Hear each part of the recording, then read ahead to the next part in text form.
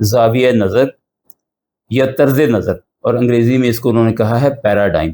اور پیراڈائم جو ہے اس کے میننگ انہوں نے لکھے ہیں کہ انسان کا زاویہ نظر کہ جس سے وہ اس دنیا کو دیکھتا ہے یا کسی بھی مسئلے کو سمجھتا ہے، انسان کس نظر سے کسی مسئلے کو سمجھتا ہے، اس کو پیراڈائم کہتے ہیں۔ اور پیراڈائم کے بارے میں وہ یہ کہتے ہیں کہ انسان عام طور پر یہ سمجھتا ہے کہ جو میں دیکھ رہا ہوں وہی حقیقت ہے، حالانکہ ایسا نہیں ہے۔